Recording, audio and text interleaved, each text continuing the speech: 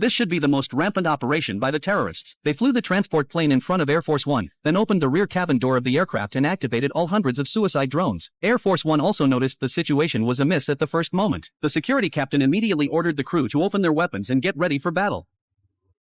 Oh shit. After locking onto the target, the first batch of suicide drones of the terrorists flew out quickly. Soon, the radar of Air Force One detected the approach of the drones, and the captain immediately ordered fire. The drone successfully hit an engine. It was only then that the captain realized that they should have fired at the transport aircraft in front first. So the operator immediately adjusted the direction of the cannons and fired them at the transport aircraft at full speed. However, it did not cause much damage to the transport aircraft. Instead, one of the cannons on one side was blown up by the drone. Under the fierce attack of the drone, a large hole was blown out of the fuselage of the aircraft. The passengers beside it were instantly carried out by the air current. Fortunately, the US President and the British Prime Minister managed to grasp the seats in front of them in time and thus escaped unharmed. To balance the pressure inside the cabin, the captain had no choice but to lower the aircraft's altitude. However, during the rapid descent of the plane, the drone swarm caught up again, and they had no choice but to activate the aircraft's jamming missile system. When the swarm of drones was about to approach the aircraft, the operator immediately pressed the launch button.